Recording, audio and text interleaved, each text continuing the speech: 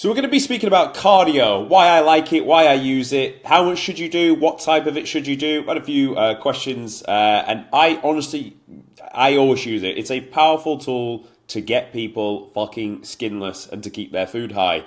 If you're new to the channel, welcome. My name is Tom Sergey. I run the Gorilla Platoon, which is an online physique transformation program where we get results like this. And today's question was just inspired by a viewer.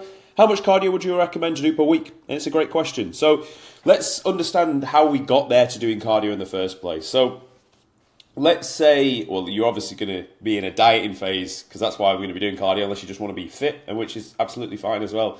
But you're in a dieting phase. We're going to use cardio as a tool to create a negative energy balance. We could absolutely just always take from food.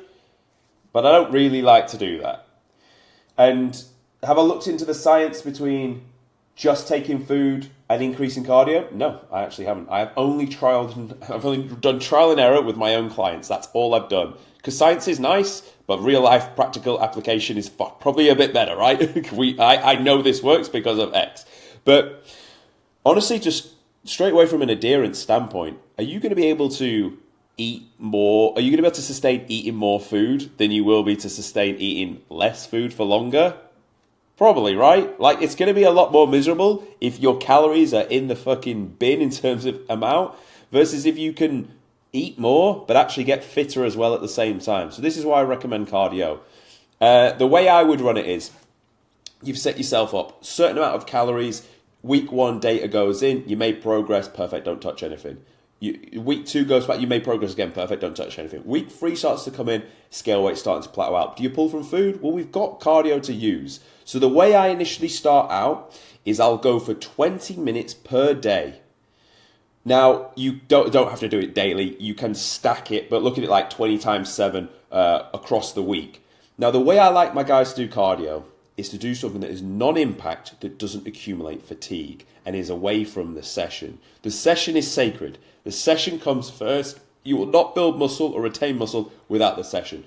So when we're doing cardio, we want something that's non-impact. I.e., and sometimes this can't be helped for my boys in the powers and my military clients, they have to run with a pack on. It doesn't get more impact than that. It's not only your own joints smashing against the floor, it's your own joints loaded and smashing against the floor. And they have to do that. When we have to do impact cardio, it goes on non-training days. And you can expect appetite is going to go up. Whereas if we do something that's non-impact, we're still doing the minutes, we've still got the heart rate at the amount that we want to, but we don't come off there with sore joints and we don't come off there with a sky-high appetite. Side note, I don't get my guys swimming if I can help it, because bloody hell, you ever been swimming? How fucking hungry are you off the back of it? You think it's going to be easy to stay on plan when you've done swimming? Not so much. Great for non-impact, but bad for appetite. So I like to use like incline treadmill walk, cross trainer or the elliptical, or a bike, but probably the first two over the bike, to be honest.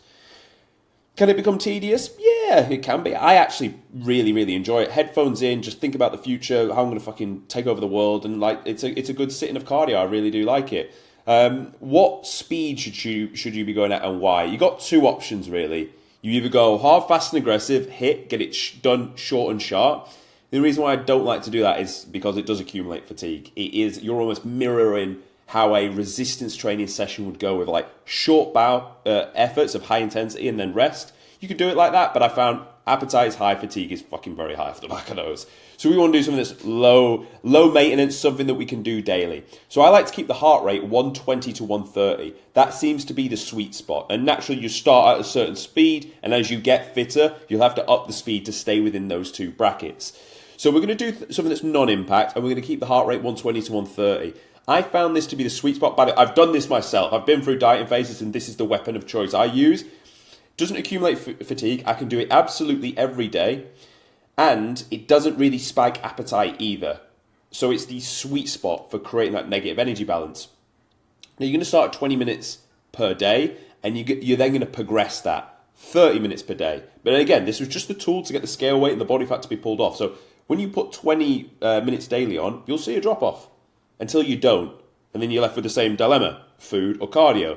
Again, depends on your lifestyle, your time, your general appetite. If you're like me, you've got time to train, because it's fucking priority, and I'll make sure that like I've got time for training and cardio, and I've got a high-ass appetite, I don't want to be taking food. I want to be pushing output. Plus, I like the fact that you're going to get fitter. That's the good thing about a dieting phase. Like, if you needed to start a dieting phase, it's for two reasons. Number one, you're just completely out of shape and haven't really been in the gym. Therefore, you're not fit anyway. Or you've been in a mass gaining phase and you already know what it was like to be fit, and now you're not that fit, but you're muscular and big.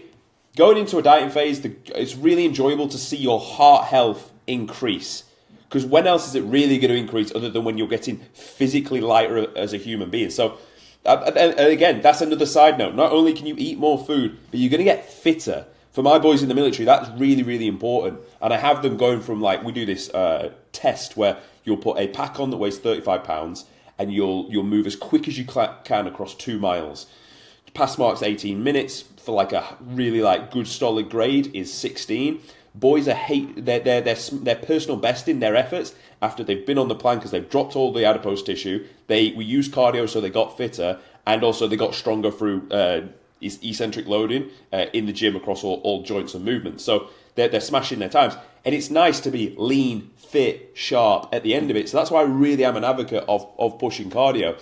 But again, we're using it to create the negative energy balance. You've seen the drop off.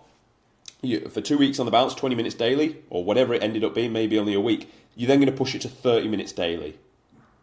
Same again. Then go to 40 minutes daily. Now, when you start to get to 40 minutes and above, which you will do, you then need to ask yourself, have I got the time to be in the gym for 60 minutes plus 40 minutes? Or do I need to go to the gym twice per day, which is unfortunate, right? And when you start to do 40 minutes, you're going to need to do it daily. So then you need to work out, well, when's the best time to go back and do the cardio? Do I get my session done first thing in the morning, or is it cardio first thing in the morning, session later on? And you're just going to have to fit that in relative to your lifestyle. I would rather train, get my session in, and then I would do my cardio after, straight after. I like to do it all in one hit. If it's a 2-hour job, it's a 2-hour job. What the fuck else are you going to do? You're carving your physique, which you're going to walk around on this earth for the rest of your life. Like, what else is more important, motherfuckers? So I really don't mind stacking it off the back of it. And you're just going to progress it that way. So that's how much should you do per week? It depends on where you're at in terms of your dieting down phase, and is the scale moving? If the scale's moving, don't touch it. Don't volunteer that extra 10 minutes of cardio until you really, really have to. It's like if someone's pressing you for an answer you don't want to give. Don't give that information until they're literally fucking hand on your throat. So that's how you're going to approach it. Only increase by 10 minutes daily when you see the scale weight start to plateau out. Heart rate always stays 120 to 130. And as a side caveat, if you want to go out and run one of the days, do it on a non-training day and just go and express and enjoy yourself like you're a human being at the end of the day. You don't always have to be a robot on a fucking hamster wheel treadmill. So I do understand that. But that's my approach to cardio. It's why I use it, why I like it, how I apply it, how I manage fatigue and appetite, and why we use those methods. If you found this useful, great. Subscribe, and I will see you tomorrow.